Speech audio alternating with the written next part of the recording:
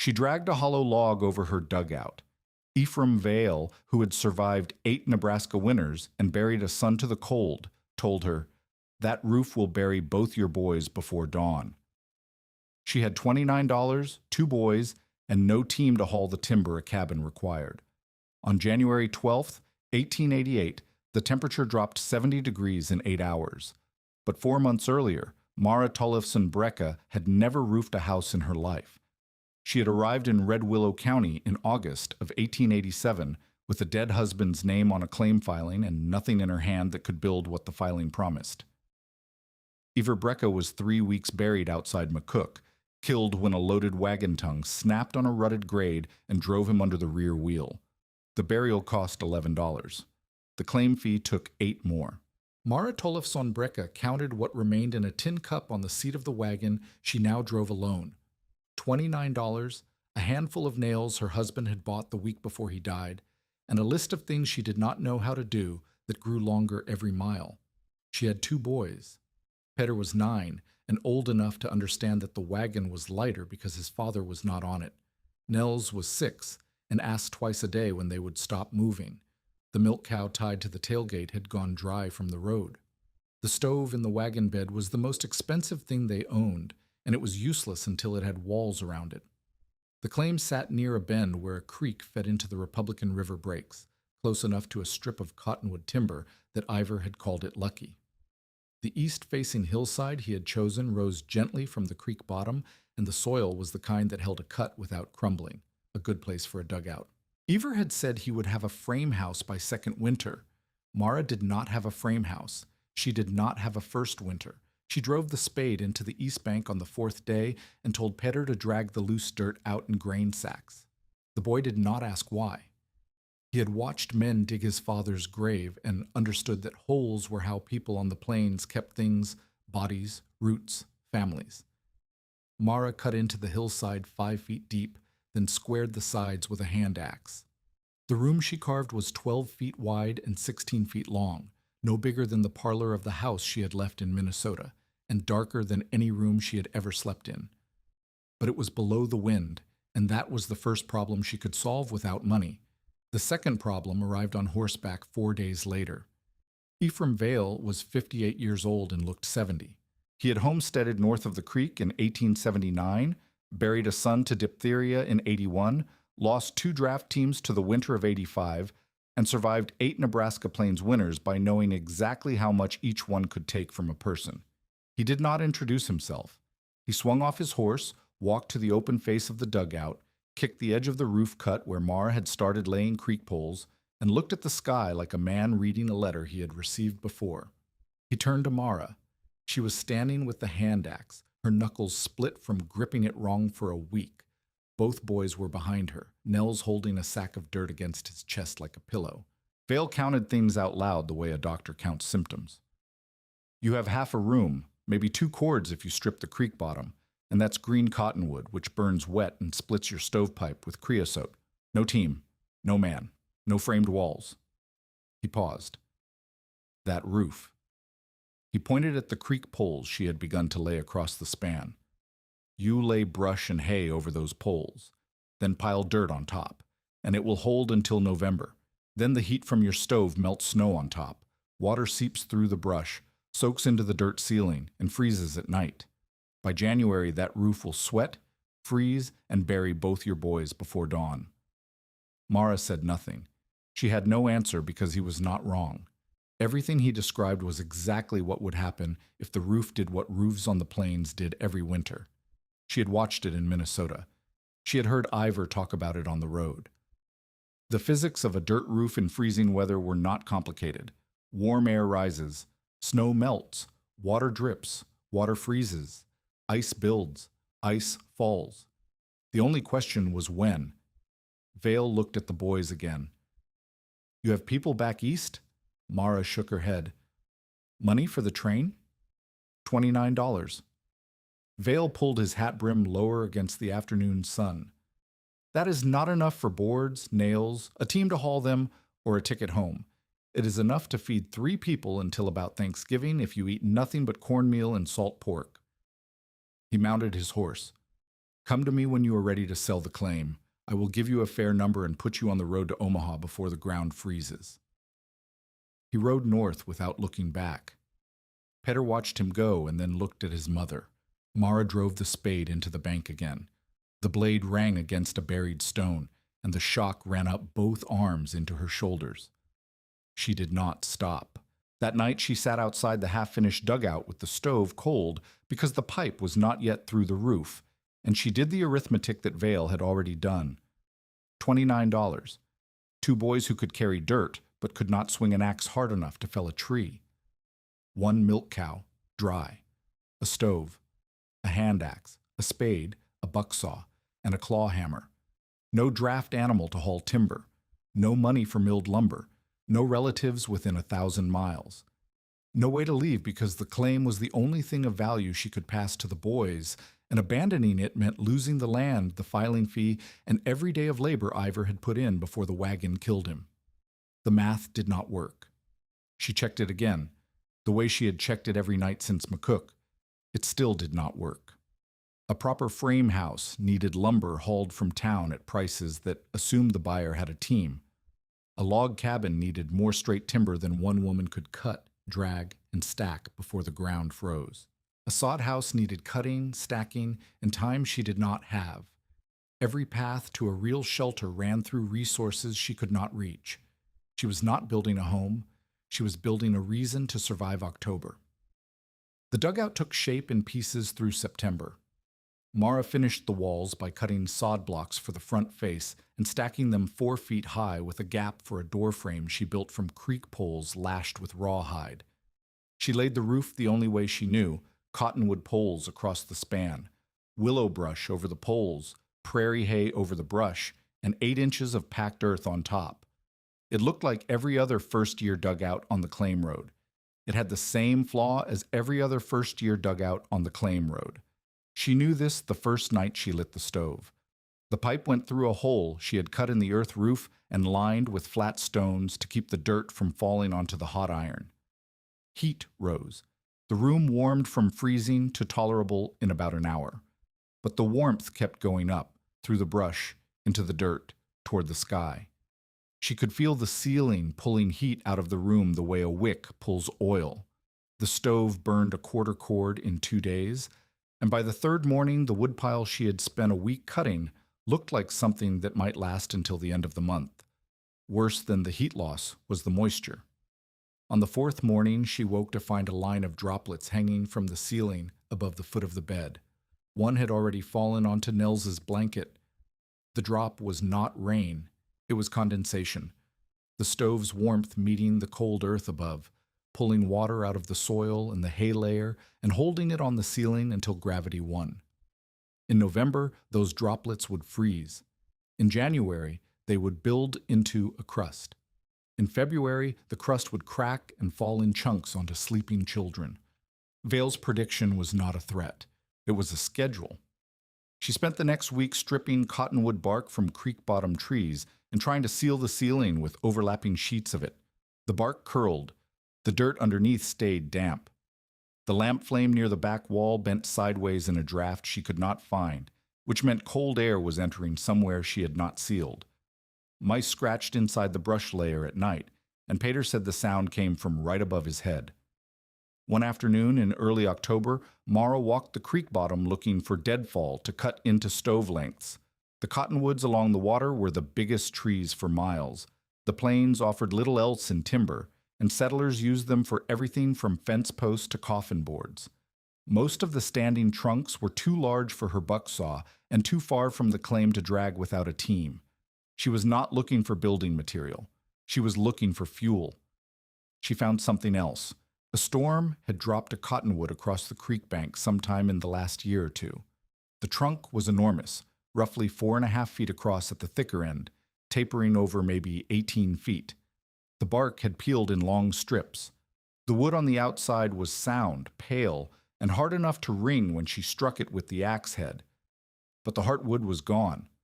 Rot had eaten it out from the center, leaving a shell perhaps 5 or 6 inches thick surrounding a hollow core wide enough for a person to crawl into. Mara set down the axe and looked at the log the way a person looks at a word they almost remember. She walked around it. She crouched at the wider end and peered inside. The hollow ran the full length. The interior was dry. The walls of the shell were smooth where the rot had stopped and the sound wood began. She did not know what to do with it. She only knew two things. It was the first large object she had found that was already hollow, and hollow things on the plains were either useless or shelters, and she could not yet tell which one this was. She marked the thicker end with a charcoal line from the stove and walked home. That night, while scraping frost off the dugout ceiling with a wooden paddle, a chore she was already doing every morning and now every night, she remembered something from before the plains. In Norway, before Minnesota, before Ivor, before the boys, she had helped her father stack root vegetables in a storage cellar with double-walled bins. The bins had an outer wall of rough planks and an inner wall of smoothed boards, and between the two walls was nothing. Air, still air. Her father had explained it the way farmers explain things. The air does not move, so the cold cannot ride it in. The vegetables stayed above freezing while the ground outside the cellar froze solid. She had not thought about those bins in years. She thought about them now. Still air, a space where the weather stops moving. She looked at the dugout ceiling. The earth roof was one layer. Everything that hit the outside, wind, snow, cold, traveled straight through the dirt and brush and poles and into the room. There was nothing between the weather and her children except 8 inches of packed soil that conducted cold the way a nail conducts heat from a flame. What if there were 2 layers? She sat up. The stove ticked as it cooled. Pater slept with his back to the wall. Nels breathed wetly through his mouth. Mara looked at the charcoal on her fingers for marking the fallen cottonwood, and the 2 ideas, the hollow log and the double-walled bin, met in her mind like 2 halves of a broken tool fitting back together. What if the log went over the roof, not as walls, not as a cabin, as a shell? A second covering above the existing dirt roof propped slightly off the surface so that between the bottom of the log shell and the top of the dirt roof, there sat a space of still air, 6 inches, maybe 10, where nothing moved. The outer shell would take the wind and the snow. The air gap would refuse to carry the cold downward.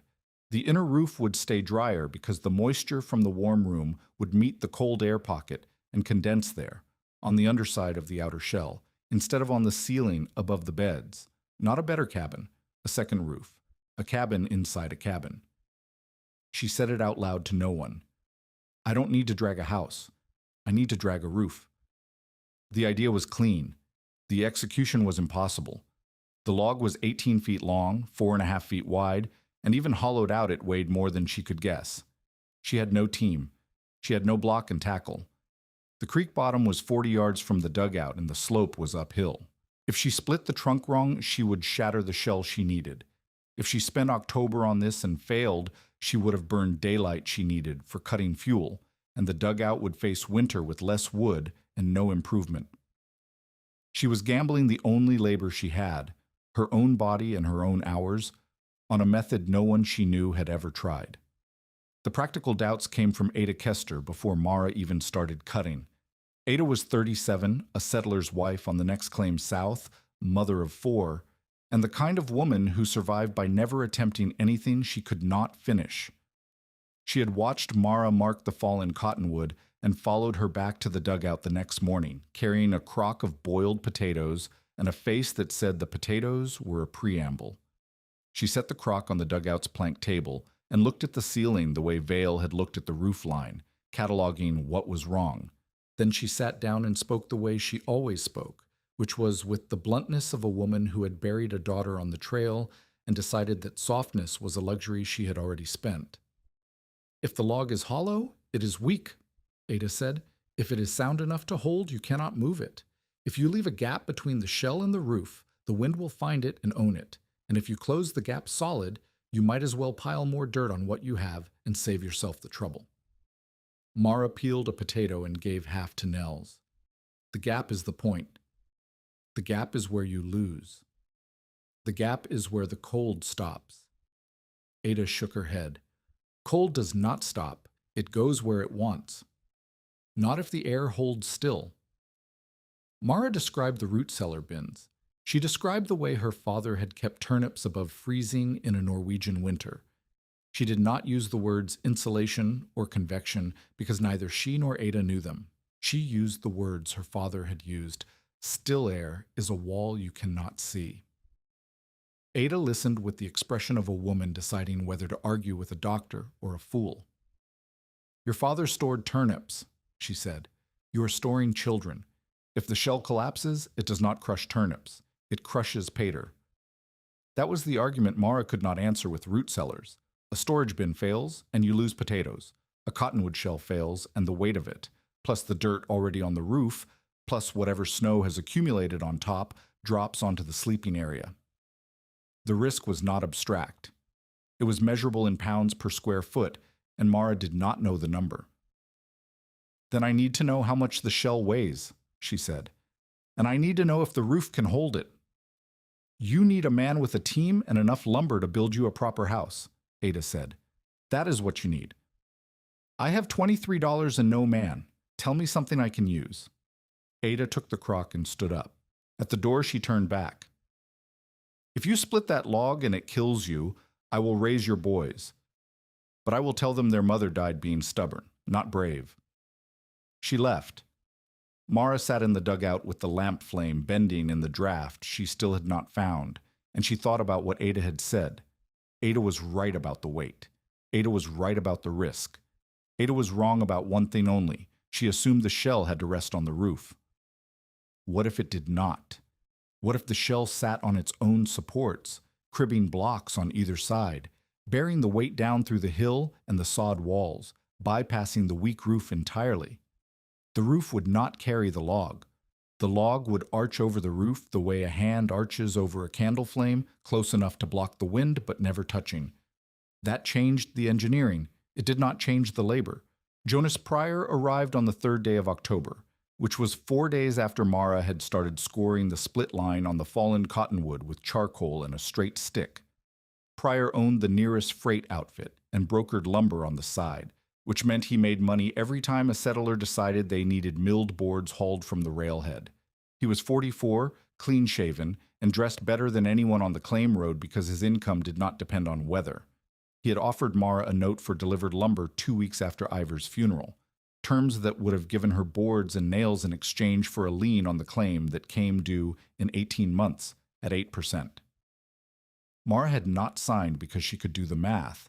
If a single bad harvest or a sick cow kept her from paying, she would lose the land to the man who sold her the boards. Pryor did not frame his visit as a threat. He framed it as concern.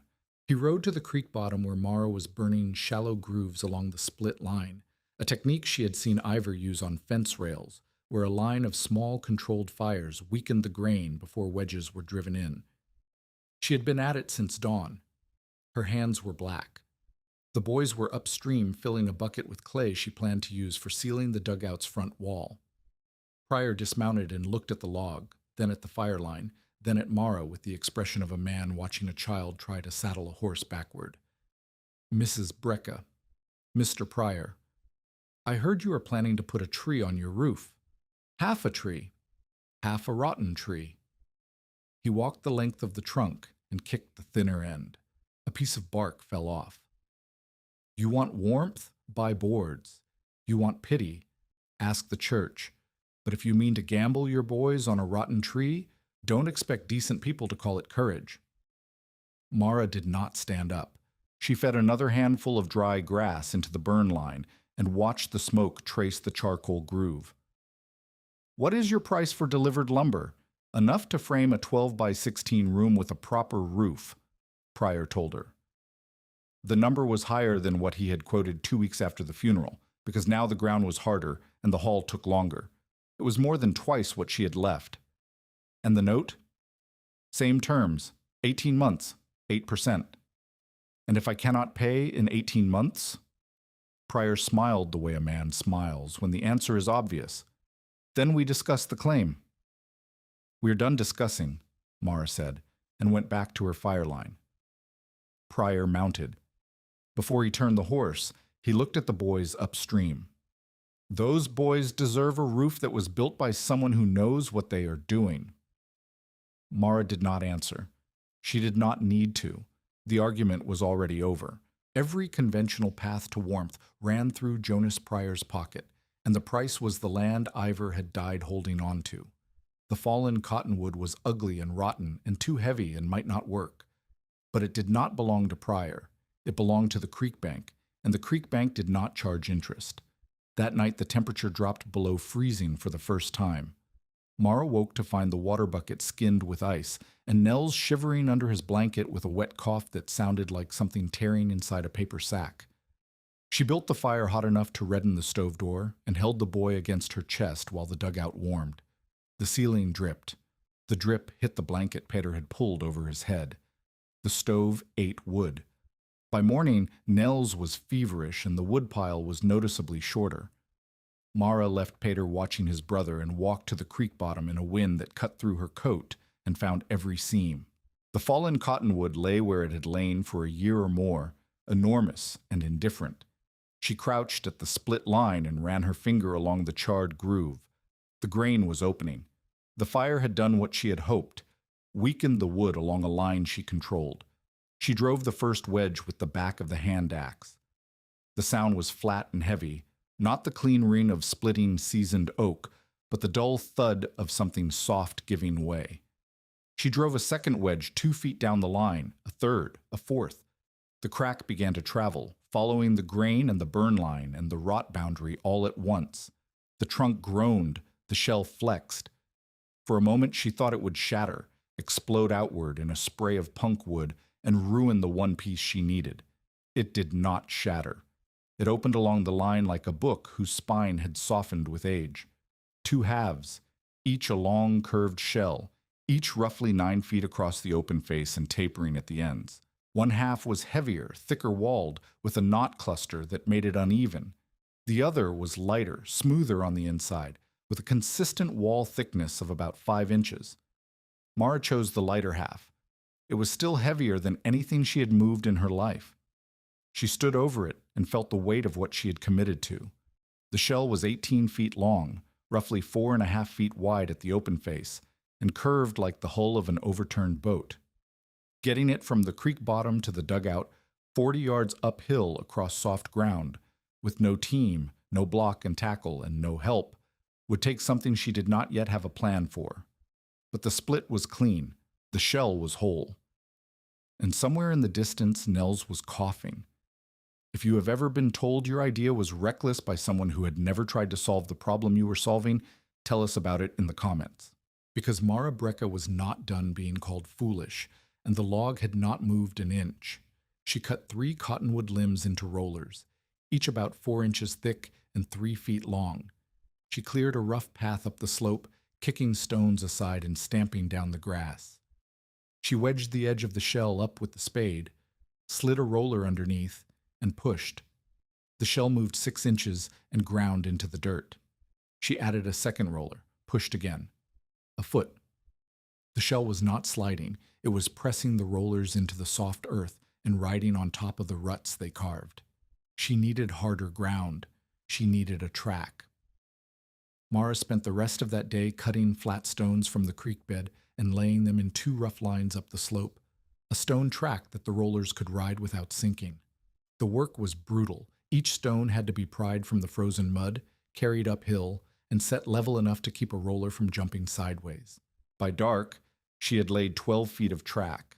The shell needed to travel 40. Her palms were raw. Her back seized when she bent to pick up Nels. The boy's cough was worse, and the dugout ceiling had grown a new line of droplets while she was gone. She lay in the dark and listened to the wind find the draft she still could not locate, and she asked herself the question Ada Kester would have asked. Was this courage or arithmetic? She did not know. She only knew the math. The dugout in its current state would not keep her boys alive through January. Every conventional fix required money or a team she did not have. The log required only labor and time, and she was running out of both, but they were still the only currency she controlled. In the morning, she would lay more stones. In a week, she might have a track. In 2 weeks, the shell might be in position. In a month, the air gap might be sealed and the second roof might be holding still air above the first, or the whole thing might collapse and prove every skeptic right. October was half gone. The first frost was already on the ground, and somewhere north of the creek, Ephraim Vale was stacking his 8th winter's worth of firewood against a proper frame wall, and he was not thinking about Mara Brecka at all. But Mara Brecka was thinking about January. The man who changed the math arrived on foot 3 days later, leading a mule with a broken harness and pulling a handcart loaded with freight tools. His name was Louis Ducharme. He was 52, Métis, built like a fence post, narrow, hard, and weathered past any guess at his age. He had been running freight between the Republican River settlements and the rail towns to the south for 6 years, and he had broken a wagon tongue on the same rutted grade that had killed Ivor Brecka, though he had lived because his load was lighter and his luck was different. He was wintering on the claim road because the mule could not pull a loaded wagon until the tongue was replaced, and the replacement timber he needed was spoken for at the McCook yard until November. He had asked at the nearest claims for work in exchange for shelter and been pointed with varying degrees of pity and amusement toward the widow who was trying to put a tree on her roof. Mara was on the creek bank when he appeared. She was laying the 19th stone in her roller track, and she had stopped feeling her fingers 2 hours earlier. The shell sat on its rollers at the bottom of the slope, unchanged, unmoved since the day she had pushed it 1.5 feet and run out of track. Ducharme looked at the shell. He looked at the track. He looked at the dugout up the slope. He walked the distance between them slowly, counting something under his breath. Then he crouched beside the shell and pressed his thumb into the wood the way a man tests bread dough, not to see if it was ready, but to see what it was made of. "Who scored this split line?" he asked. "I did." "Fire and wedges?" "Fire first, then wedges." He nodded. He ran his hand along the inside of the shell where the wrought boundary had left a smooth, curved surface. "The grain opened clean. Most people crack a hollow trunk like this by driving wedges too fast and letting the stress jump ahead of the line. You let the fire lead." He looked up at her. "Where did you learn that?" "My husband split fence rails." "Your husband split fence rails with a froe and a mallet on seasoned oak. This is green cottonwood with a rotten heart. The technique is the same. The patience is different." He stood. "You mean to put this over that dugout?" "Over the roof, not on it. There will be a gap." Ducharme looked at the slope again. "How are you planning to move it?" "Rollers on a stone track." "That will take you until Christmas." "I know. I can show you how to do it in 4 days." Mara studied him. She had learned in 3 months of widowhood that men who offered help on the plains fell into 2 categories: those who wanted something they would name later, and those who wanted something they would never name. She could not yet tell which Louis Ducharme was, and she did not have time to find out slowly. "What do you want for it?" "A roof over my head until the timber comes in at McCook. I will sleep in the dugout or outside it, wherever you put me. I eat what you eat. When the wagon tongue is ready, I leave." "That is not enough for 4 days of heavy labor." Ducharme shrugged.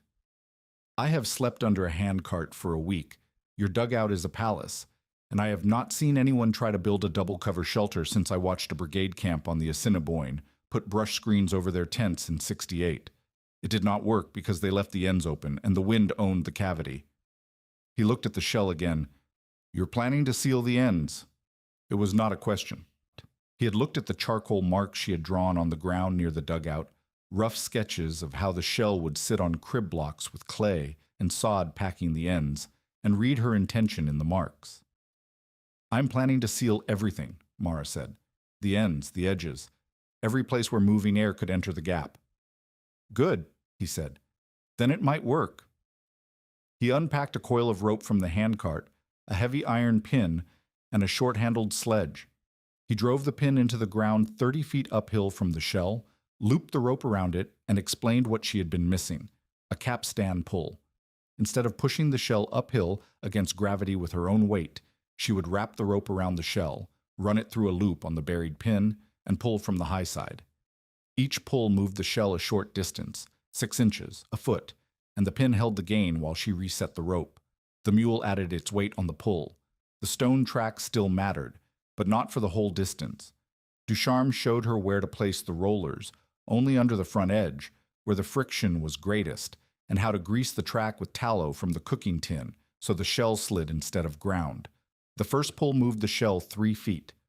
The rope creaked. The mule leaned into the harness with the patience of an animal that had pulled heavier loads across worse ground. Mara reset the rope. Ducharme repositioned the front roller. They pulled again.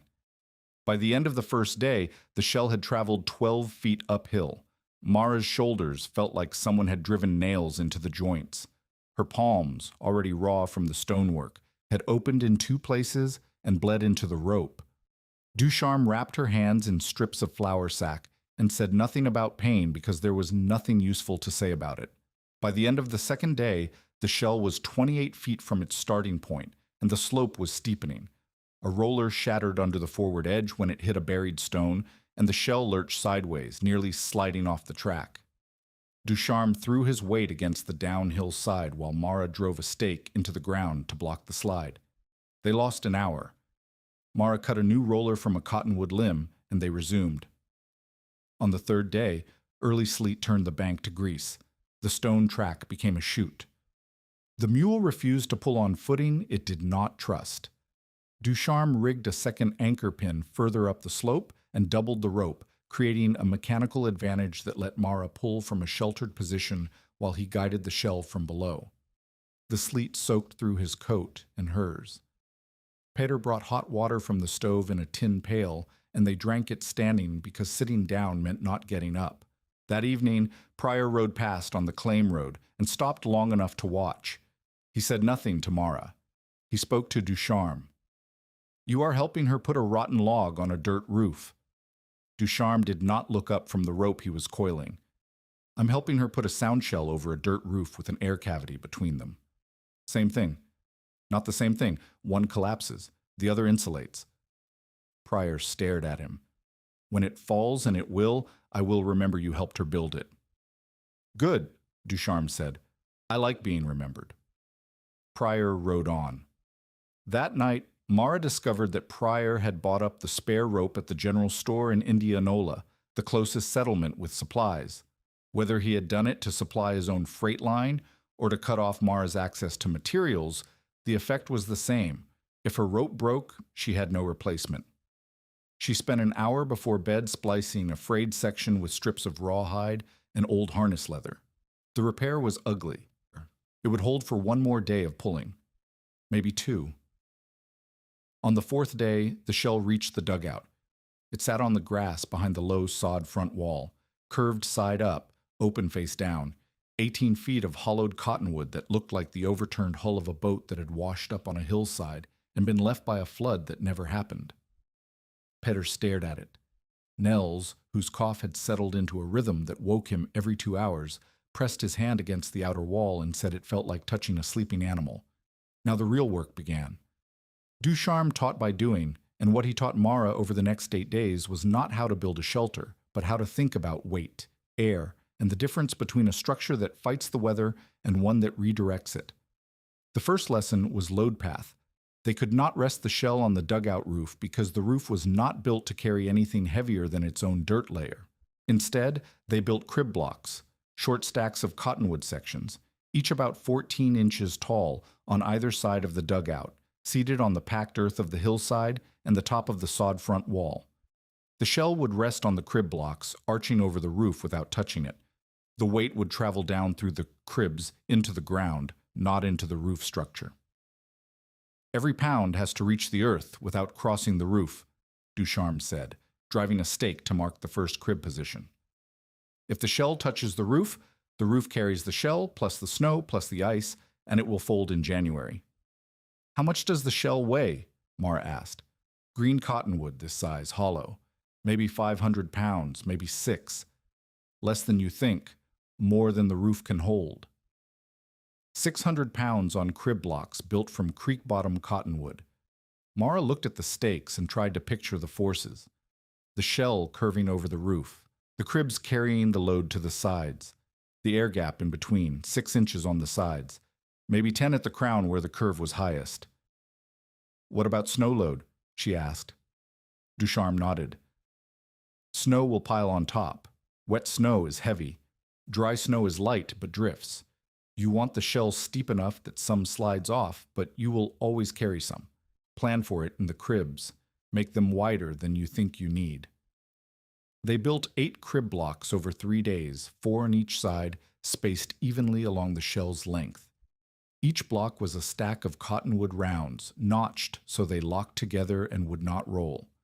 Mara split the rounds with the hand axe, while Ducharme notched them with a draw knife he carried in the handcart. The work was methodical and repetitive, the kind of labor that let 2 people talk without looking at each other. On the second day of cribbing, Mara asked him about the brigade camp on the Assiniboine. Ducharme told it like a freight story: place names, weather, and what went wrong. A supply brigade wintering on the river had stretched brush screens over their canvas tents to break the wind, creating a double layer with a cavity between the tent and the screen.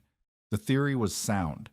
The execution failed because they left both ends of the cavity open, turning it into a wind channel that accelerated the cold instead of blocking it.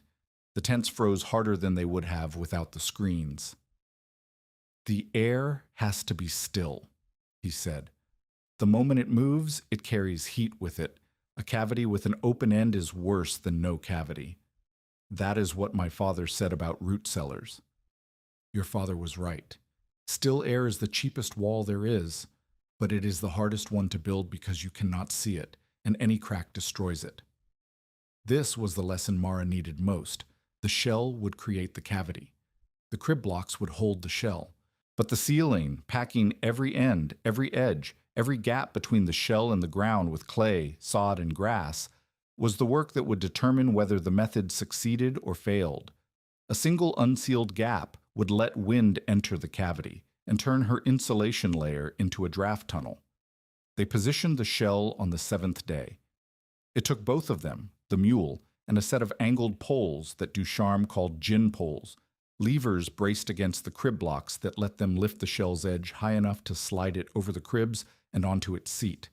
The shell settled with a sound like a large door closing slowly. The cribs compressed a fraction of an inch and held.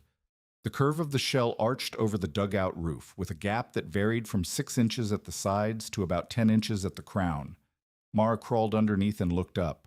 She could see the underside of the cottonwood shell above her, pale and smooth where the rot had been, and below her the dirt roof of the dugout, dark and still beaded with the moisture that had been dripping onto her children for 6 weeks.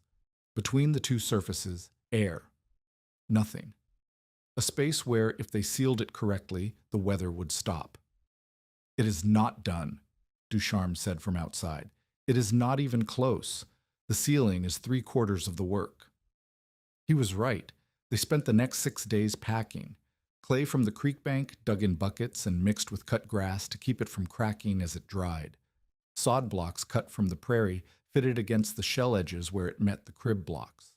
More grass stuffed into every visible gap, then plastered over with clay.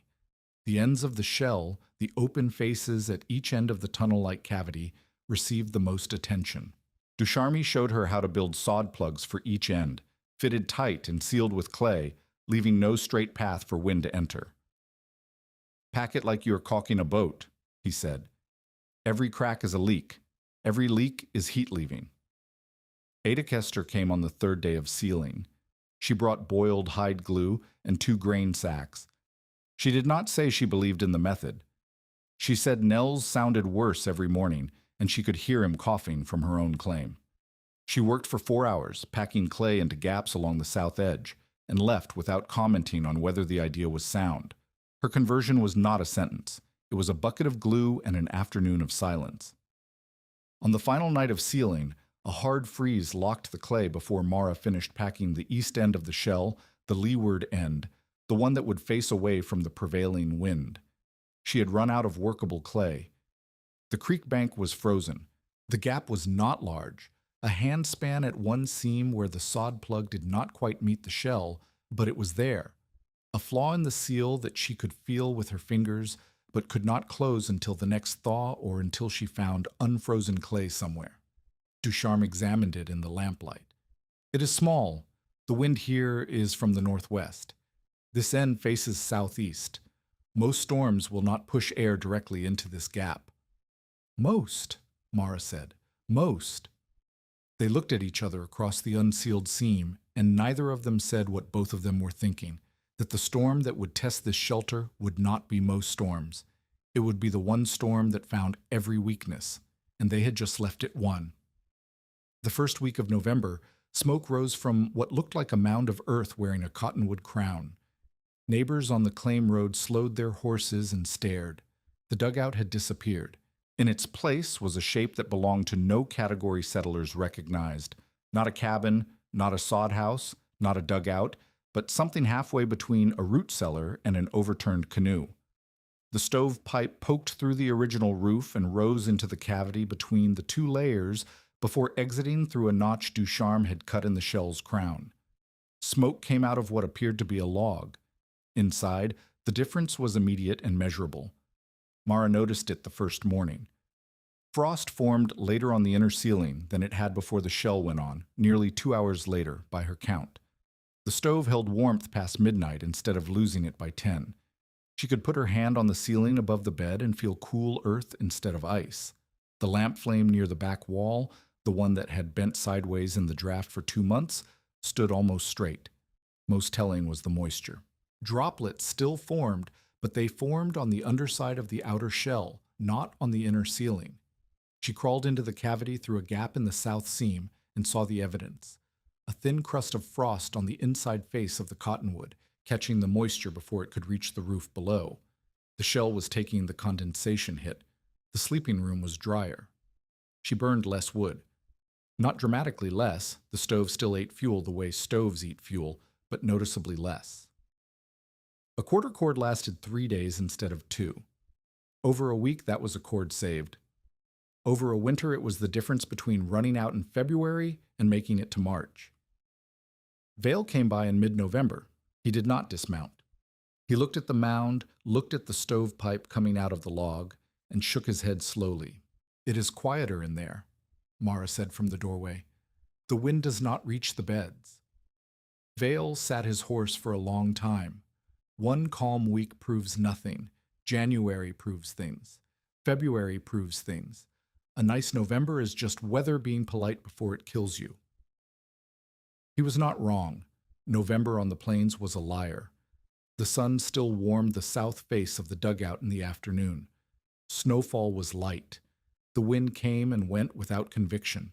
Nothing in November tested a shelter the way January tested it. Pryor came too, on a different day, with a different kind of skepticism. He walked around the mound and prodded the clay seals with his boot heel. "A warm weather trick," he said loud enough for Petter to hear. "Rot and mud. Come spring, the vermin will own that cavity. Come winter, the snow load will crush the whole thing flat." He looked at the east end, the end with the unsealed seam, and smiled.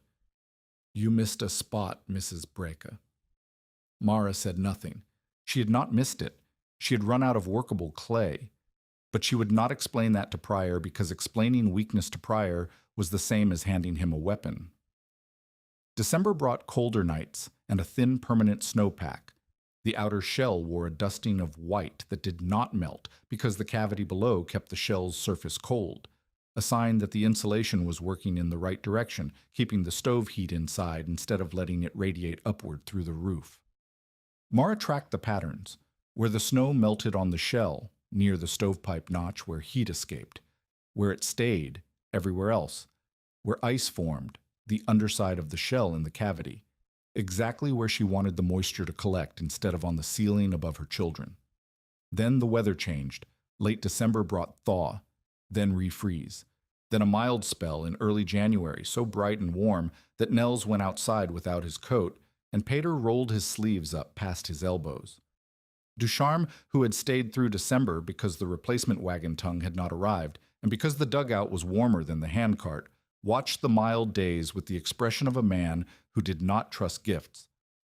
"When the plains go warm in January, they are borrowing from February," he said, "and February collects with interest."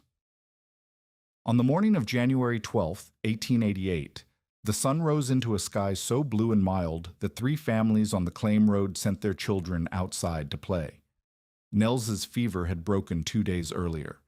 His cough had faded to a dry rattle that no longer woke him at night. Mara split kindling on the south side of the dugout and felt the sun on her neck and allowed herself, for the first time since August, to think that the worst might already be behind her.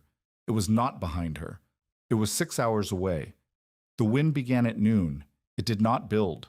It arrived, a wall of air from the northwest that flattened the dead grass on the hillside and drove the temperature down so fast that the sweat on Mara's neck froze before she reached the door. She grabbed Nels from the yard where he had been stacking dirt clods and pushed him inside. Peter was already at the stove, feeding sticks into the firebox with hands that trembled from something other than cold. Ducharme came through the door behind her.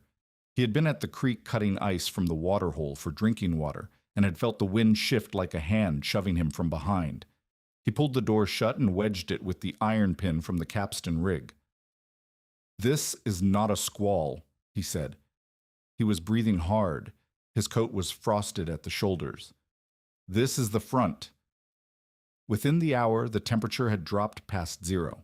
Within 2 hours, the air outside the dugout was so thick with driven snow that Mara could not see the stovepipe from 3 feet below it. The wind did not gust. It leaned against the hillside like something heavy pressing its weight into the earth, and it did not let up.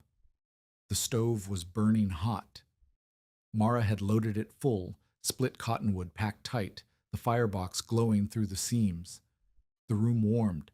The cavity above the room took the heat that rose through the inner roof and held it in the dead air space between the 2 layers. The outer shell took the wind. Nels coughed once, then again, then could not stop. The fever that had broken 2 days earlier came back in the first hour of the storm, as though the cold had reached through the walls and found the weakest person in the room. His forehead was hot against Mara's palm. His breathing turned shallow and rapid, the kind of breathing that meant the lungs were fighting something they might not win. "Keep the stove steady," Ducharme said. He was watching the ceiling. "Not hotter. Steady. If you overheat the room, you will push more moisture into the cavity and the outer shell will ice faster." Mara understood. The system had a balance point. Too much heat, and the cavity would load with moisture that would freeze on the shell and eventually drip back down as ice melt. Too little heat, and the room would lose the battle with the wind. She needed the stove burning at the rate that kept the sleeping area above freezing without overloading the cavity. She did not know what that rate was. She had never tested it in a storm that would set records across 4 states. The first sign of trouble came at dusk. Though dusk was a guess. The storm had erased the difference between day and night, and only the clock on the shelf, wound that morning, said it was past 5. A thin whistle rose from the east end of the dugout. Not the wind outside. Something inside the walls. Mara pressed her hand against the sod near the back corner and felt it. Cold air, moving, entering the cavity through the unsealed seam she had not been able to close in October. The leeward end. The end Ducharme had said most storms would not reach. This storm was not most storms. The wind was wrapping around the hillside and pushing air into the gap from an angle that no normal winter blow would find. Ducharme heard it too. He was already pulling on his coat. "It needs to be packed," he said. "Now, before the wind fills the cavity and turns the whole thing into a bellows. You cannot go out in this. If I do not, the cavity becomes a draft channel and you lose the insulation. The whole shelter fails." Mara looked at Nels on the bed. The boy was curled under 2 quilts, shaking. Peter sat beside him holding a tin cup of warm water that Nels could not drink. The stove glowed. The whistle from the east end was getting louder.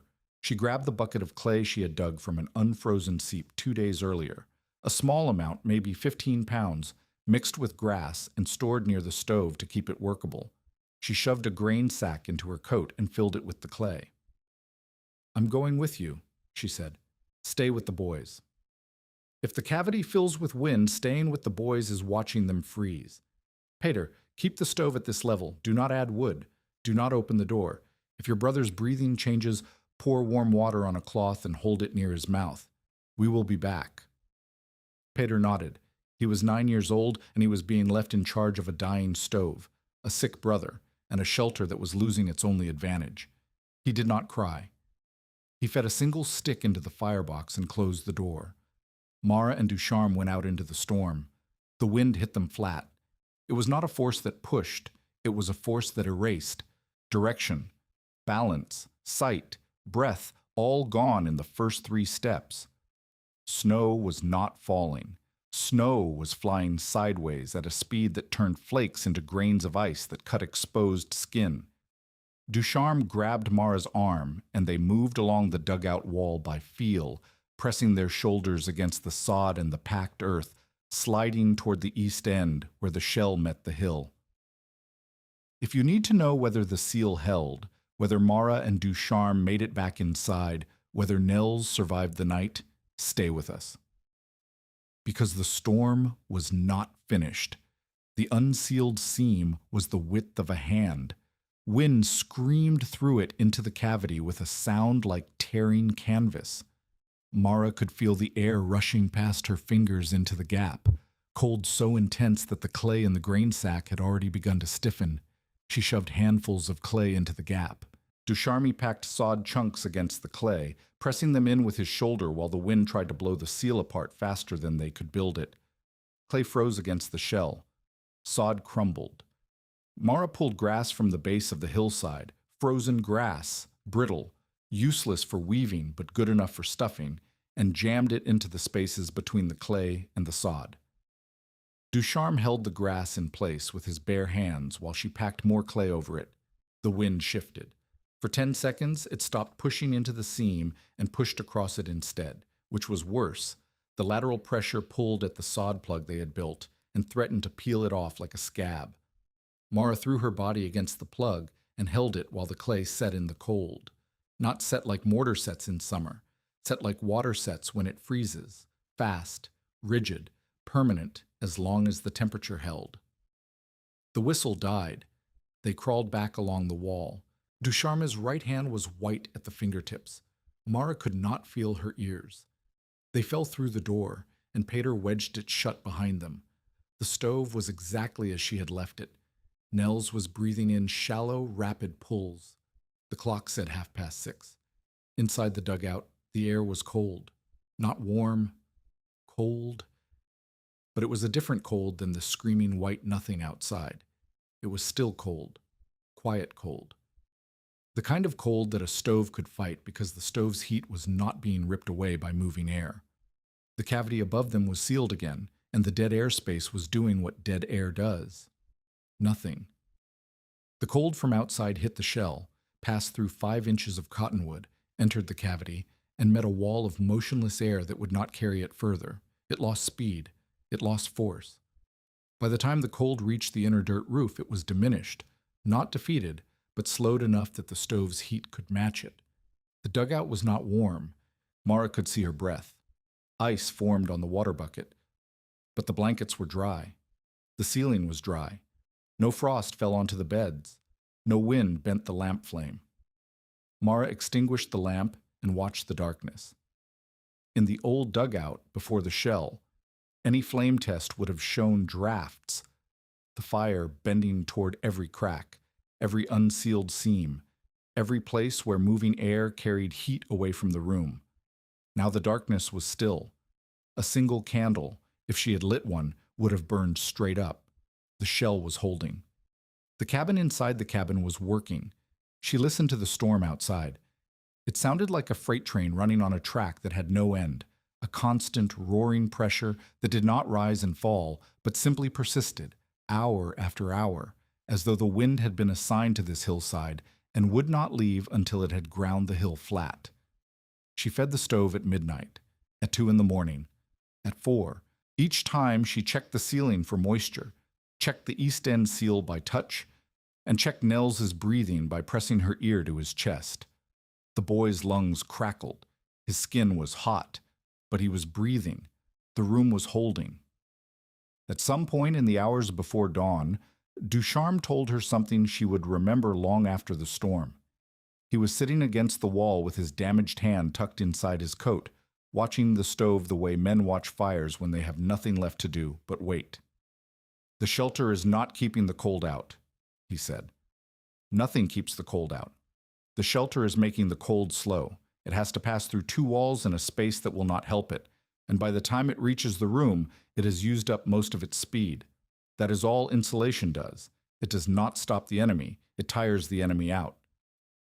Dawn did not arrive. The storm simply became gray instead of black. Mara opened the door a crack and saw nothing but white, driven snow piled against the front wall to the height of the lintel, the world beyond it erased. She could not see the creek. She could not see Ada Kester's claim. She could not see the road. She could see one thing.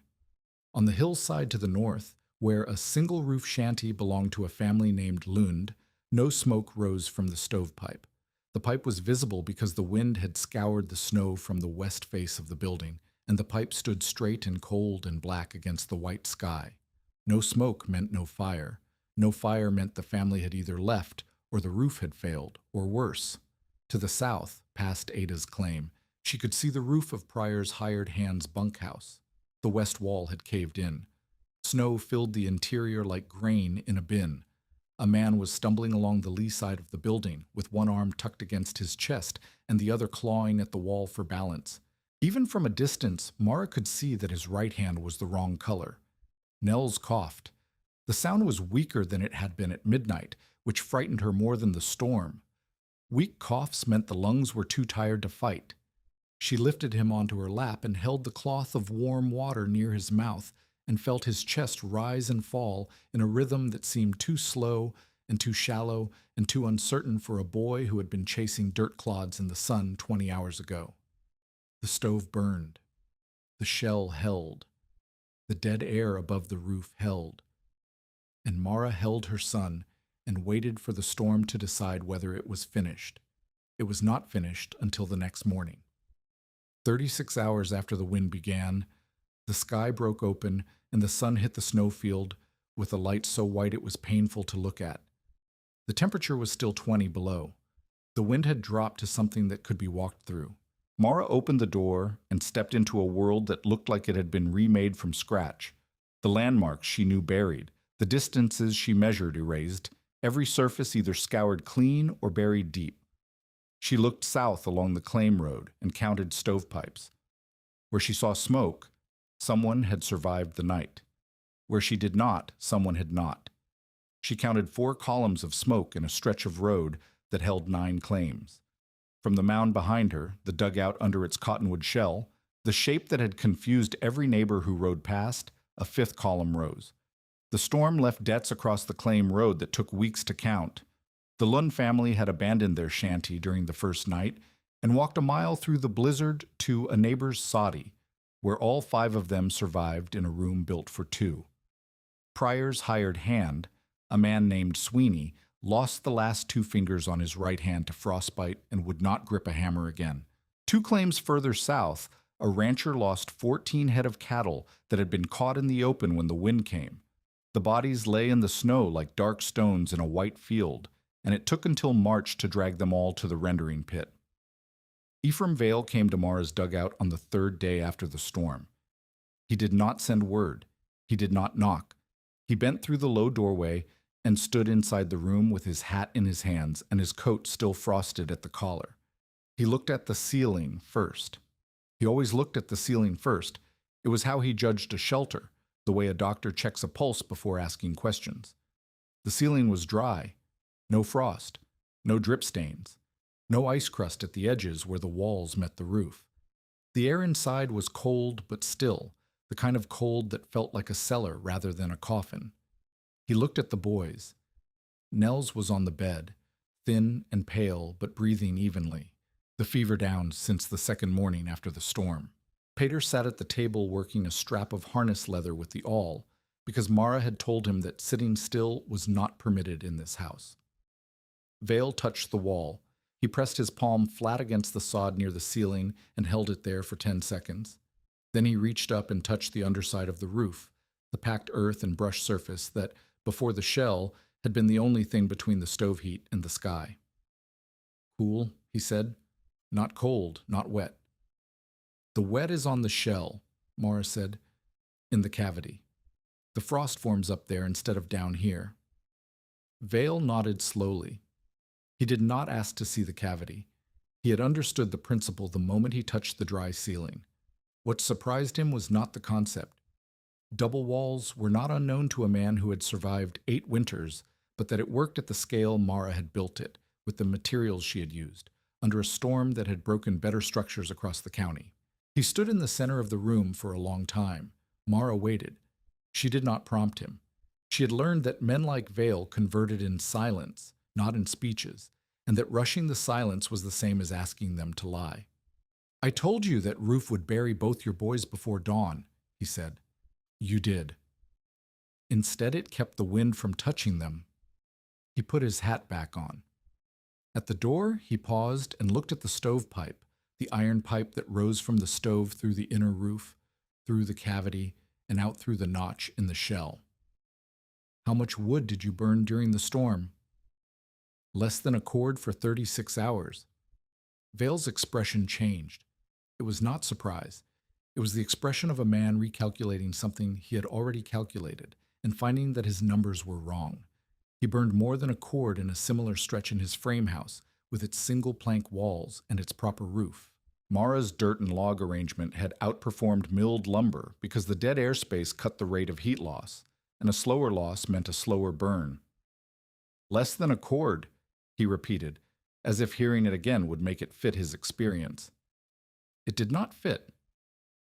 He left without another word, and Mara did not see him again for a week. When she did, he was cutting crib blocks from cottonwood rounds on his own claim, measuring the gap between his cabin roof and a set of poles he had laid across the rafters. He never told her he was copying her method. She never asked. Ada Kester came the same week, but Ada came to examine, not to confess. She brought her oldest daughter, a girl of 12 named Ruth, and a notebook made from folded newspaper sheets stitched with thread. She walked the outside of the dugout first, studying the shell, the crib blocks, the sealed ends, the clay and sod packing along the edges. She ran her hand along the seam they had patched during the blizzard and felt the difference between the old clay and the emergency repair. The old clay smooth and cracked in fine lines, the new clay rough and lumpy where it had frozen before Mara could work it flat. "This is where it almost failed," Ada said. "Yes." "What would have happened?" "Wind through the cavity. The air gap becomes a draft tunnel. The shell makes things worse instead of better." Ada wrote that down. She asked how far off the roof the shell sat. She asked how the crib blocks were spaced. She asked what the cavity looked like on the inside, whether moisture collected evenly or in patterns. She asked how much clay the ceiling had required. She asked each question the way she did everything, without warmth, without hostility, with the precision of a woman who intended to do this herself and wanted to do it right. Ruth held the notebook and watched her mother measure the crib block spacing with a length of twine, tying knots at each interval. The girl looked at Mara and said, "Ma says you were stubborn, not brave." "Your mother was right," Mara said. "Brave people have choices. Stubborn people have already decided." Ada did not smile. She finished her measurements and asked one more question. "If I do not have a cottonwood large enough for a full shell, can I use smaller pieces overlapped?" Mara looked at Ducharme, who was repairing the mule's harness near the stove. He answered without looking up. "Overlapped, yes, but the joints between pieces must be sealed, or you create a draft path at every overlap. Easier to find one large piece, harder to seal 10 small ones." Ada nodded and left. Within a month, she had dragged a half shell from a smaller cottonwood over the sleeping corner of her own dugout, not a full-span cover, but enough to protect the area where her children slept. It was the first adaptation, and it proved what Mara had hoped. The principle worked at different scales, not only with one miracle tree. Others came. A man named Renfeld from 2 claims north asked how deep the crib blocks should be seated in the ground. A woman named Goss, recently arrived with her husband and a baby, asked whether the method worked with elm instead of cottonwood. Ducharme told her the wood species mattered less than the cavity integrity. Elm was harder and heavier, which made it more difficult to move but more durable once placed. What mattered was the seal. Mara answered every question. She did not charge for information. She did not guard the method. This was not generosity, it was survival math. Every family on the claim road that improved their shelter reduced the chance that Mara would be called out in the next blizzard to rescue a freezing neighbor, and every family that understood the principle could teach it to the next family, which meant the knowledge survived even if she did not. Pryor watched the visitors come and go with the expression of a man watching his investment depreciate. Every dugout that gained a shell was a dugout that did not need his lumber. Every settler who sealed a cavity with creek clay was a settler who would not sign his note. He did not confront Mara directly after the storm. The smoke count had been public, and the claim road knew which shelters had held and which had not, but he worked the edges. He told newcomers that the method was temporary. He said rot would take the shells by second winter. He said vermin would nest in the cavities. He said a proper frame house was the only permanent answer, and he happened to sell the materials. None of this was entirely wrong. Cottonwood did rot. Vermin did nest. Frame houses were better in the long run, but the long run required money that most settlers did not have, and Pryor's version of the long run always seemed to require his lumber at his price. Mara heard the talk and did not answer it. She had learned something from Vale's conversion. The best response to doubt was a dry ceiling. Words convinced no one. Evidence convinced everyone. The weeks after the blizzard were when Louis Ducharme became something more than a man sheltering in exchange for labor. He became the person Mara argued with, learned from, and measured herself against, and he became that person because he was the only one on the claim road who understood what she had built well enough to tell her where it was wrong. They spent February improving the shell. The blizzard had revealed weaknesses. The east end seal needed a better plug. The stovepipe notch leaked heat into the cavity faster than Mara wanted, and the south side crib blocks had shifted a quarter-inch under the snow load. Each problem became a project, and each project became a conversation that taught Mara something Ducharme knew and she did not. The stovepipe problem was the most instructive. Heat rose from the stove through the iron pipe, and where the pipe passed through the cavity, it radiated warmth into the dead air space. A small amount of warmth was acceptable. It kept the cavity above the temperature where moisture would freeze solid and accumulate. Too much warmth, and the cavity lost its insulating value because the air inside it was no longer significantly colder than the room below. Ducharme solved it with a collar, a sleeve of flat stones stacked around the pipe where it passed through the cavity, with clay packed between the stones and the pipe. The collar absorbed some of the pipe heat and radiated it slowly, instead of letting the iron blast warmth directly into the air gap. "You are building a chimney inside a chimney," Mara said. "I am building a baffle," Ducharme said. "The pipe wants to give heat to the cavity. The baffle makes it give heat slowly instead of fast. Same idea as the shell over the roof. You do not stop the transfer, you slow it." They disagreed about drainage. Spring was coming, and snowmelt would run down the hillside and pool against the back of the dugout, where the earth wall was thickest. Ducharme wanted to cut a deep trench above the dugout, angling it to divert runoff around the sides. Mara wanted to line the back wall of the cavity with an extra layer of clay to waterproof it from the inside, keeping the work within the shelter rather than digging a trench she would have to maintain every season. The argument lasted 3 days. It was not heated. It was the kind of argument two people have when they both understand the problem and disagree about the solution. Ducharme argued from experience. He had seen spring floods undermine shelters along every river he had freighted past, and external drainage was the only reliable defense.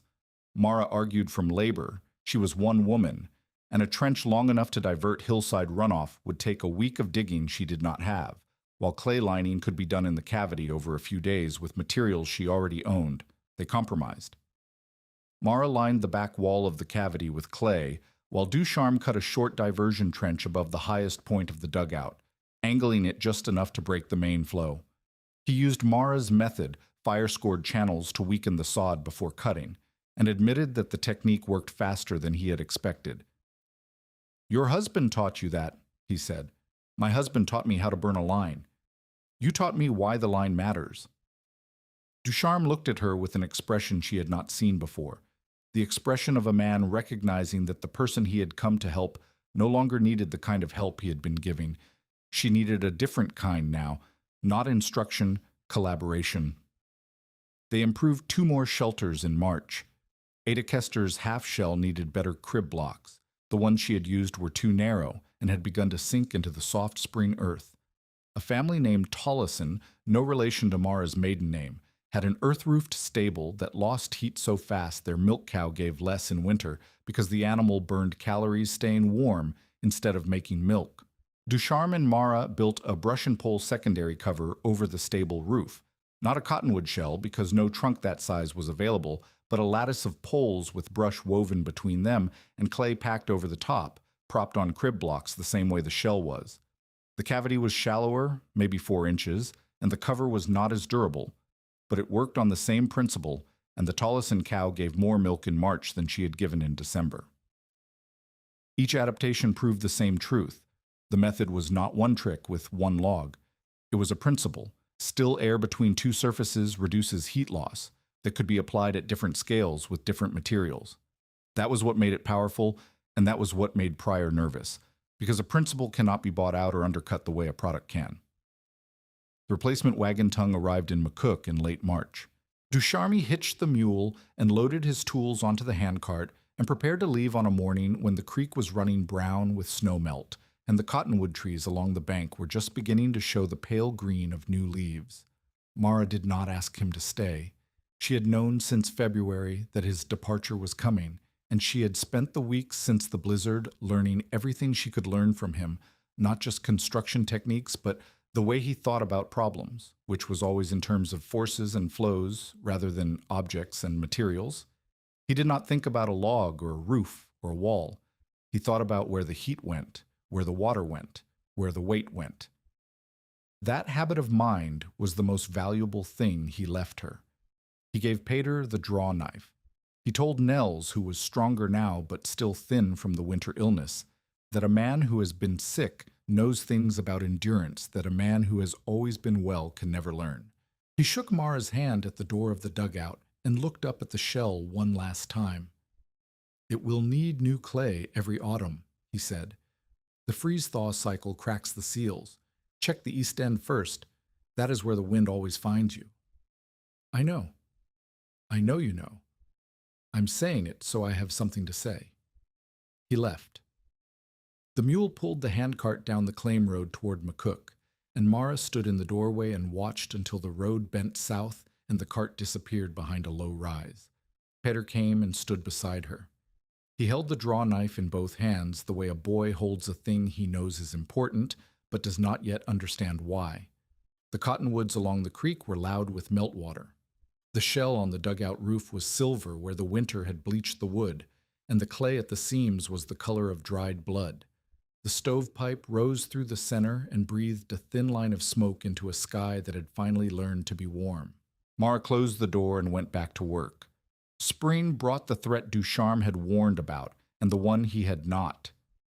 The snowmelt came in April with a week of rain that turned the hillside into a sheet of moving water. The diversion trench caught the main flow and sent it around the sides of the dugout, just as Ducharme had designed. But the volume was larger than either of them had planned for. Water pooled at the base of the south crib blocks and softened the ground beneath them. By the 3rd day of rain, the south side of the shell had settled half an inch, tilting the entire cover toward the front wall and narrowing the cavity where it needed to be widest. Mara saw it in the morning when she crawled into the cavity to check the east end seal. The gap between the shell and the roof on the south side was 4 inches instead of 6. If it narrowed further, the shell would contact the roof, and 400 pounds of cottonwood and snow-sodden clay would be resting on a brush and pole structure that could not carry the weight. She had 2 days before the rain was supposed to stop, according to the color of the sky and the direction of the wind, which were the only forecasts the plains offered. 2 days to stabilize the south crib blocks before they sank further. Ducharme would have known exactly what to do. Ducharme was 60 miles south on the freight road. Mara did what Ducharme had taught her. She thought about where the water went. The water was running under the crib blocks because the ground beneath them was soft. She needed the ground to be hard. She could not drain the water fast enough in 2 days of rain, but she could spread the load, widen the base of each crib block so the weight pressed on a larger area and sank more slowly. She cut flat slabs of sod from the prairie, each one about 2 feet square and 4 inches thick, and jacked up each south crib block one at a time using the same gin pole technique Ducharme had used to position the shell. She slid the sod slabs under each block as a footer, doubling the bearing surface. The blocks settled onto the slabs and stopped sinking. The shell held. It was not elegant. It was not the solution Ducharme would have built. But it was the solution she built alone, and it held through the rest of the spring rain and into the dry weeks of May, when the ground hardened and the crib blocks seated permanently onto their new footers. She checked the east end seal the way Ducharme had told her. First, every time. The clay had cracked in 3 places where the freeze-thaw cycle had worked on it all winter. She repacked it with fresh clay, pressing it into the cracks with her thumbs and smoothing it flat. The shell was sound. The cavity was dry. The principle was intact. The community emergency came in late May, and it came to the one house Mara least expected. Pryor's freight barn lost its roof in a windstorm, not a blizzard, just a hard spring blow that caught the building broadside and peeled the plank roof off its rafters like the lid off a crate. The barn held Pryor's dry goods inventory: rope, hardware, seed stock, and 3 pallets of milled lumber he had been storing for summer deliveries. The lumber was wet. The seed stock was scattered. The hardware was salvageable but had to be gathered from a quarter-mile scatter pattern across the prairie. Pryor could afford to rebuild. He had the money and the materials. What he did not have was time. His summer freight contracts depended on dry goods stored in a weatherproof building, and the delivery dates were weeks away. He needed the barn roofed immediately, and his hired hand, Sweeney, with his ruined fingers, could not grip a hammer. Mara heard about the barn from Ada. She did not go to Pryor's claim to help. She went because Ada's husband was already there, and because 3 other men from the claim road were already there, and because refusing to help a neighbor on the plains, even a neighbor who had tried to profit from her helplessness, was the kind of refusal that ended with no one helping you the next time your own roof blew off. She arrived to find the men arguing about the best way to re-roof the barn. The old roof had been flat planks nailed to rafters, the simplest and cheapest method, and everyone assumed the replacement would be the same. Mara looked at the open barn and the scattered lumber and said something that stopped the argument. "If you put the same roof back, the same wind takes it off." Pryor stared at her. The other men waited. The planks lifted because the wind got under the leading edge and pulled. A flat roof on a building this tall is a sail. You need a roof that sheds wind instead of catching it, or you need to weigh the roof down so the wind cannot lift it. She was not offering to build a double-cover shelter for Pryor's barn. She was applying the same habit of mind that Ducharme had taught her. Think about where the force goes. The wind did not destroy the roof because it was weak. The wind destroyed the roof because it was shaped wrong for the forces that hit it. The men re-roofed the barn with a steeper pitch and cross-bracing that tied the planks to the rafters at closer intervals. It was not Mara's design. 3 men did the carpentry, and she did not touch a hammer. But the change in approach had come from her, and the claim road noticed.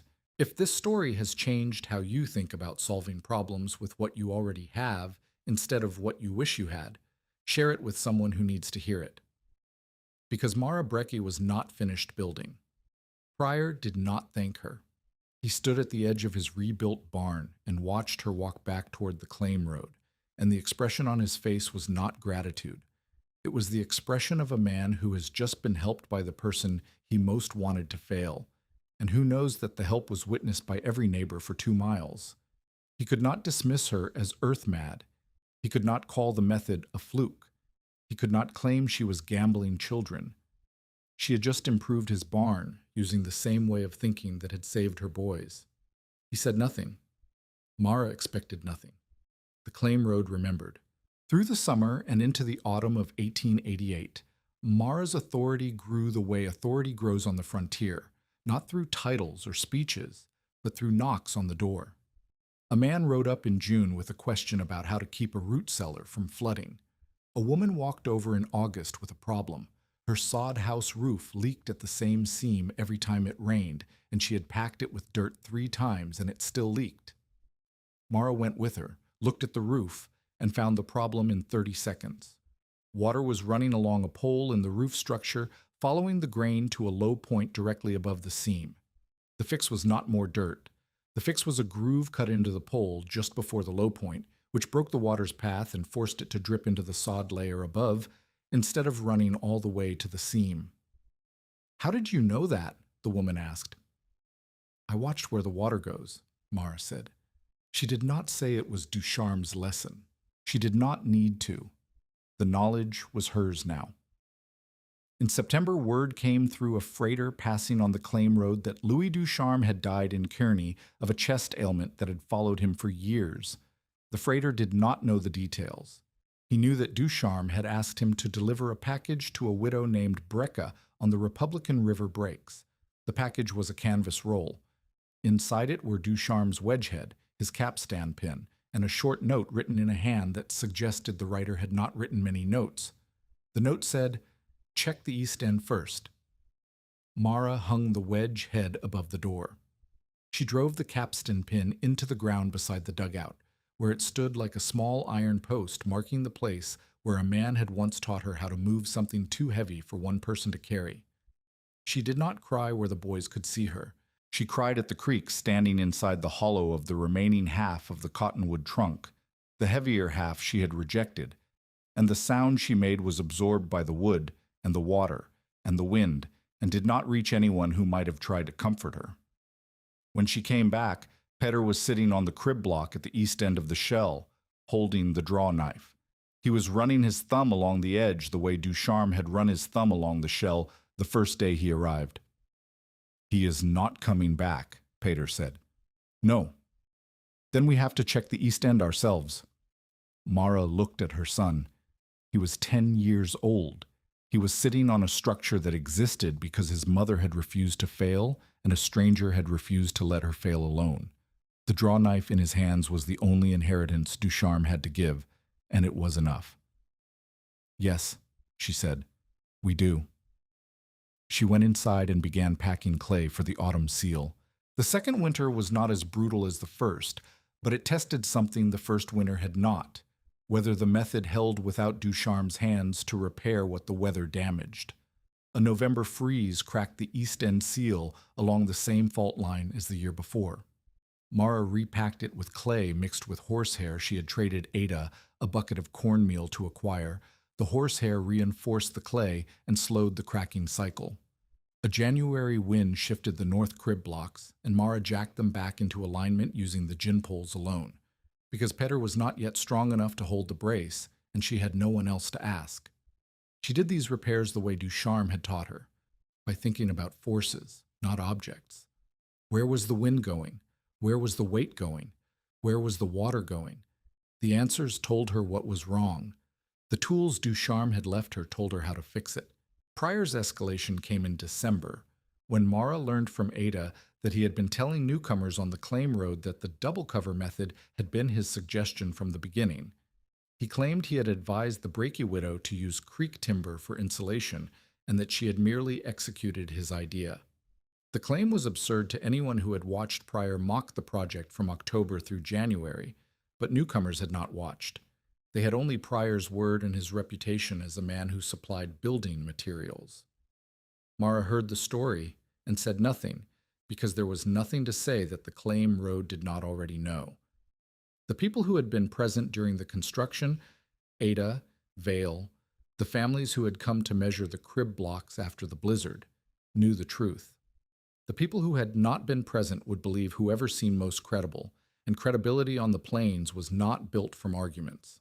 It was built from roofs that held. She let it go. She had work to do. But the work itself was the answer. Every time a neighbor came to her door with a question, how deep should the crib blocks sit? How thick should the clay be? How wide should the cavity span? The visit was a public record of who actually understood the method and who did not. Pryor could claim the idea. He could not answer the questions. And on the frontier, the person who could answer the questions was the person who owned the knowledge, regardless of what anyone else claimed. The second winter passed. The shell held. Nails grew stronger. Peter learned to cut crib blocks with the draw knife. And Mara Tollefson Brecke entered the spring of 1889 as something she had not been when she arrived. The person neighbors walked to when the weather turned and the roof was not enough. By the autumn of 1889, 6 families on the claim road between the Republican River Breaks and the Indianola Road had some version of Mara's double cover principle protecting at least part of their shelter. Ada Kester's half shell had been extended over the full span of her dugout using 2 overlapping cottonwood sections sealed at the joint with clay and horsehair. The Tollefson stable still wore its brush and pole secondary cover, and the milk cow had gained weight through 2 winters. A man named Renfeld, the one who had asked about crib block depth the previous spring, had built a shell over his family's sleeping quarters using elm logs from a grove 5 miles south, and his wife reported that the frost no longer formed on the blankets. None of the shelters were identical. Each one used different timber, different cavity widths, different sealing methods. What they shared was the principle. 2 surfaces with still air between them lose heat more slowly than a single surface alone. Mara had not invented insulation. She had invented a way to build it from the materials the plains provided for free. The teaching happened through labor, not lectures. When Renfeld's elm shell developed a crack along the grain during the first hard freeze, Mara walked to his claim and showed him how to read the crack, not as a failure, but as information. The crack ran parallel to the grain, which meant the wood was drying and shrinking, not splitting under load. The fix was to fill the crack with a clay plug reinforced with grass, then cover the plug with a strip of bark held in place with wooden pegs. She let him do the work while she watched, correcting his hand position on the pegging mallet and showing him how to angle the pegs so they tightened as the wood swelled in wet weather instead of loosening. If you fill it and it cracks again in the same place, the cavity is flexing, she told him. That means the crib blocks are not carrying the load evenly. Check the low side first. Renfeld wrote this down on the back of a feed receipt. His wife stood in the doorway and watched Mara the way women on the claim road had begun watching her, not with pity or suspicion, but with the focused attention of a person learning a trade they had not known existed. When Ada's overlapping joint began to leak air, a faint whistle on windy nights that Ada's daughter Ruth identified by holding a candle near the seam, Mara came and examined the joint. The 2 cottonwood sections had been butted together and sealed with clay, but the clay had cracked where the sections moved independently in the wind. The fix was a batten, a flat strip of cottonwood nailed over the joint on the outside, with clay packed beneath it. The batten covered the joint and flexed with the sections instead of cracking between them. Like a bandage over a cut, Ada said. Like a hinge, Mara said. It moves with the wood instead of fighting it. Ada nodded. She did not write this down. She remembered it the way she remembered everything. Once, completely, and forever. The teaching scenes were small. A man setting crib blocks too narrow and watching them tilt under the first snow load, then resetting them wider after Mara pointed out that the load needed a base at least as wide as the shell's curve at that point. A woman leaving a vent gap at the shell's crown to let moisture escape, and discovering during the first hard wind that the vent became an intake that pulled cold air into the cavity and destroyed the insulation value. Mara showed her how to build a baffle vent, a small hooded opening that let moisture weep out slowly without admitting a direct wind path. Each lesson was a miniature failure followed by a correction, and each correction reinforced the same truth. The method worked only if the air stayed still. Every gap, every crack, every unsealed joint was an invitation for the wind to enter and carry heat away. The principle was simple. The discipline was relentless. Pryor's version of the method arrived in October of 1889, and it arrived the way Pryor's projects always arrived, fast, loud, and built by someone who had heard the idea but not understood it. He had hired a carpenter from a cook to build double-cover roofs on 2 rental properties he owned south of the claim road. The carpenter was competent with milled lumber and knew how to frame a roof, but he had never built a cavity shelter and had only Pryor's description to work from. Pryor told him the basics: a second roof over the first, raised on supports with a space between them. He did not tell the carpenter about sealing the ends because Pryor had never watched the ceiling closely enough to understand that it mattered. The carpenter built clean, straight, professional double roofs. Milled plank shells on proper framing raised 6 inches above the original sod roofs on posts. The cavity was open at both ends. The wind entered one end, accelerated through the channel, and exited the other. The double roof did not insulate, it ventilated. The tenants reported that the upper floor was colder with the second roof than without it, because the moving air in the cavity drew heat upward from the room below. Pryor blamed the carpenter. The carpenter blamed the description he had been given. The tenants, who were paying rent for the improvement, demanded their money back or a working fix. By November, the claim road was talking, not about the failure itself. Roofs failed on the plains with the regularity of weather, but about the specific nature of the failure. Pryor had built exactly the kind of double roof that Ducharme had described failing on the Assiniboine, an open-ended cavity that the wind owned. He had copied the shape of Mara's method without understanding the science of it, and the result was a shelter that made things worse. Mara heard about it from 3 different people in the same week. She did not visit Pryor's rentals. She did not offer advice. She waited. Pryor held out until the first week of December when the temperature dropped to 14 below, and his tenants told him they were leaving unless the roof was fixed. He could not fix it himself because he did not know what was wrong. The carpenter had gone back to McCook. The only person within riding distance who understood cavity shelters well enough to diagnose the problem was the woman Pryor had told newcomers he had advised. He came to her claim on a Tuesday afternoon. He dismounted and stood outside the dugout door with his hat in his hands, and Mara recognized the posture because she had seen it before on Ephraim Vale, the day he came to touch the dry ceiling and find out how much wood she had burned. The difference was that Vale had come to acknowledge something he respected. Pryor had come because he had no other option. "Your tenants are cold," Mara said from the doorway. "The roof does not work." "The cavity does not work. The roof is fine." Pryor's jaw tightened. He was not accustomed to being corrected, and he was especially not accustomed to being corrected by a woman who was standing in the door of a dugout that looked like a burial mound and somehow outperformed his milled lumber construction. "Then what is wrong with the cavity?" "It is open, both ends. The wind runs through it like water through a pipe. You built a draft channel, not an insulation layer." The carpenter said the air needed to breathe. The air needs to hold still. If it moves, it carries heat. That is the entire principle, and you missed it. Pryor stood in the December cold and looked at the shell over Mara's dugout. He looked at the sealed ends, the clay-packed edges, the crib blocks that sat on their sod footers like the foundation of something permanent.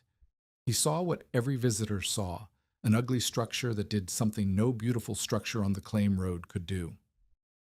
"How close to the roof should the shell sit?" he asked. The question landed in the yard like a stone dropped from a height. It was the question he had mocked a year ago. It was the question Mara had answered for Renfeld, for Ada, for Goss, for every family that had come to her door with a notebook or a length of measuring twine. Pryor was asking it now because he had no choice, and the asking in front of no one, with no audience, on a quiet December afternoon, was his defeat. Mara did not make him wait. She did not enjoy the moment. She gave him the answer the way she gave everyone the answer, plainly, with specifics and without conditions. 6 inches minimum at the sides, 8 to 10 at the crown if the shell is curved. The ends must be sealed with sod and clay, no gaps larger than the width of a straw. The joints between sections must be battened or lapped and sealed. No straight wind path from outside to inside the cavity. If you can feel air moving in the cavity on a windy day, the seal has failed and you must find the breach and close it. Pryor listened. He did not write it down. He nodded once. "What do I owe you?" he asked. "Nothing. I do not charge for things that keep people warm." He mounted his horse. At the edge of the claim road, he turned back. "I did not advise you to do this. You know that. Everyone knows that." "I know," Mara said. "I told people I did." "I know." He rode south. Within a week, his tenants' cavities were sealed, the draft channel was dead, and the double roofs began to function. Pryor did not tell anyone who had fixed the problem. He did not need to.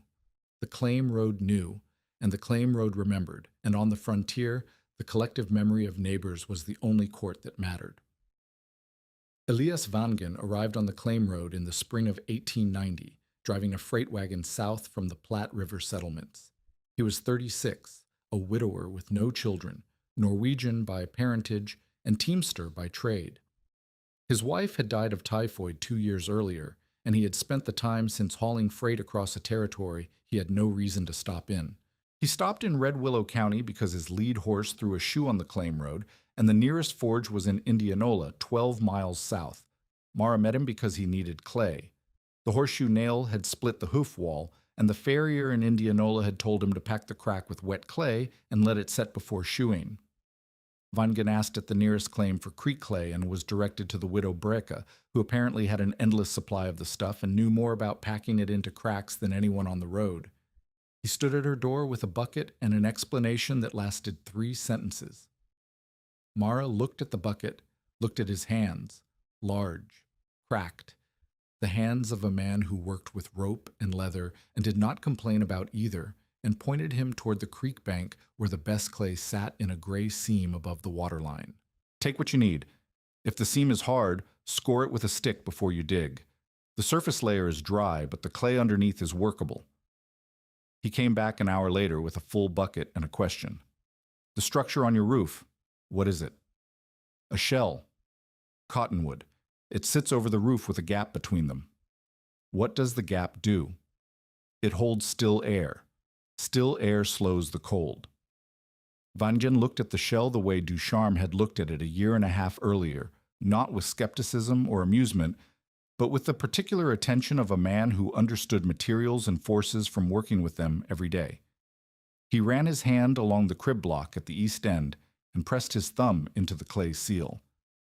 This seal has been repacked, he said. Every autumn, the freeze-thaw cycle cracks it. Have you tried mixing ash into the clay?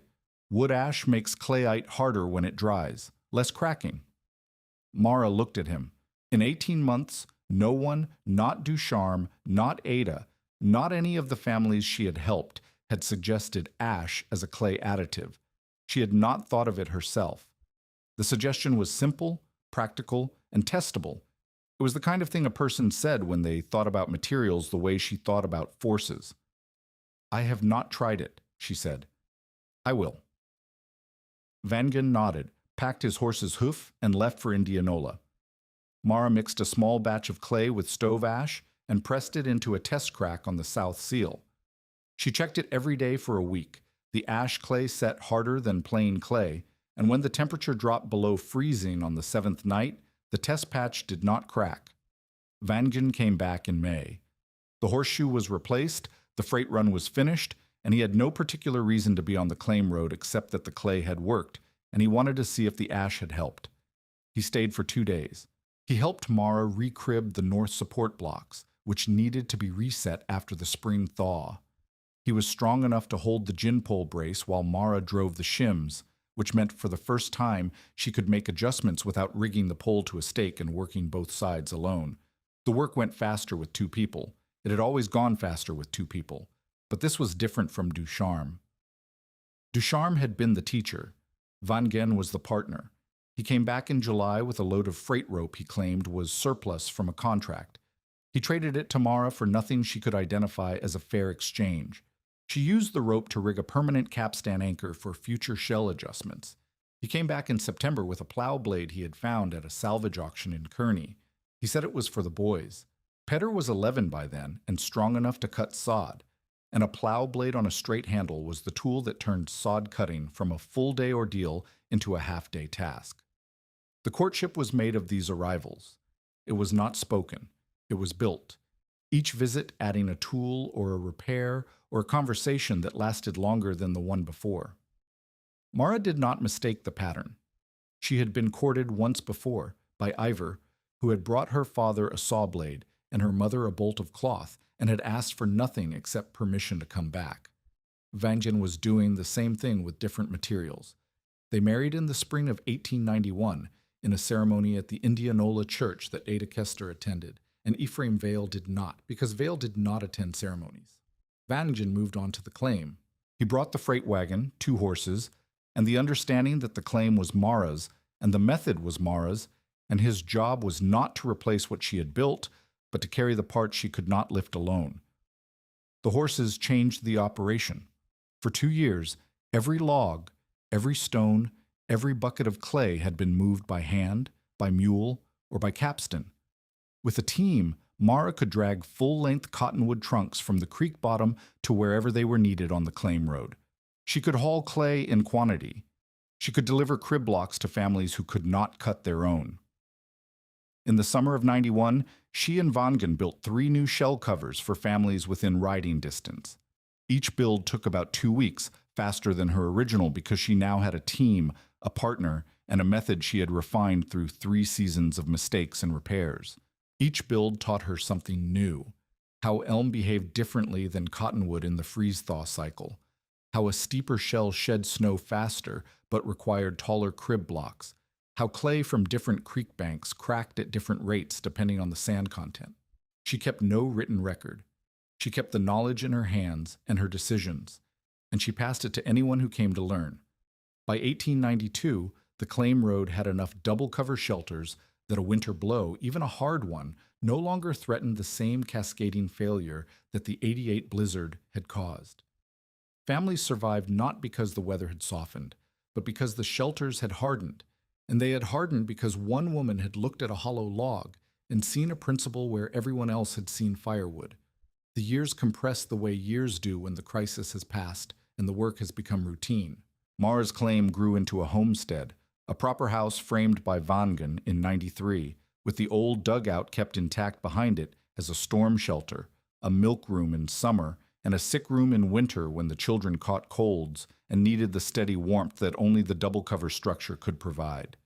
The shell on the dugout was reclayed every autumn and checked at the east end first, always first, the way Ducharme had said. Petter filed his own claim at 18, 3 miles north along the creek, and built his first shelter with a double-cover roof before he built anything else. He used the draw knife Ducharme had given him to notch the crib blocks, and he sealed the ends with ash clay the way Vangen had suggested, and his mother had tested. He did not think of the method as his mother's invention. He thought of it as the way things were done, which was the highest form of adoption any method could achieve. Nels, the boy who had coughed through the blizzard of '88 with his lungs fighting something they nearly lost, grew into the man neighbors called when a roof sagged before winter. He was not large and he was not loud, but he had learned from watching his mother that the answer to most structural problems was the same question: where is the force going? He could look at a sagging ridgepole and tell the owner which support had shifted and which direction to shim it, because he had watched Mara do it in the cavity of the dugout when he was 7 years old and too sick to help, but not too sick to see.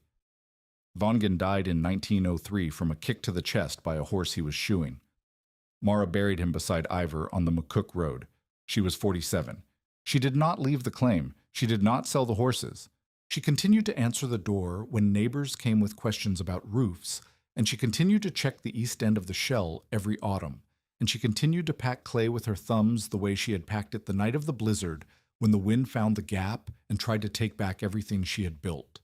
The old dugout stood long after the homestead house overtook it in size and comfort. Neighbors stopped thinking of it as Mara's shelter and started thinking of it as a landmark. The mound with the silver log on top, visible from the claim road, marking the place where the creek bent and the cottonwoods grew thick along the water. Children who had never known a winter without double-cover roofs played on the shell and did not know they were climbing on the thing that had kept their parents alive. Mara lived into old age on the homestead. She moved slowly by the end, but she walked to the dugout every October and pressed her hand against the east end seal the way she had pressed her hand against it every year since 1887. The clay cracked. She repacked it. The cycle was the same. The woman was different, older, thicker through the shoulders, her hands scarred from 30 years of digging and packing and lifting, but the gesture was the same. Check the east end first. That is where the wind always finds you. The shell weathered silver. The crib blocks sank into the earth until they were barely visible, just the top edges showing above the grass like the foundations of something that had always been there. The cavity still held still air. The principle still worked, and the dugout, 12 feet by 16, cut 5 feet into the east bank, roofed with poles and brush and dirt, still stood, because above it arched the split trunk of a cottonwood that a 31-year-old widow had dragged uphill with a borrowed mule and a coil of rope in October of 1887, when everyone who knew anything about the plains told her it was a waste of labor on a rotten tree. Within 3 winters of the blizzard of '88, 11 families between the Republican River breaks and the Indianola Road were using some version of Mara's double-cover sheltering. Not all of them used cottonwood. Not all of them used full-span shells, but all of them used the same principle.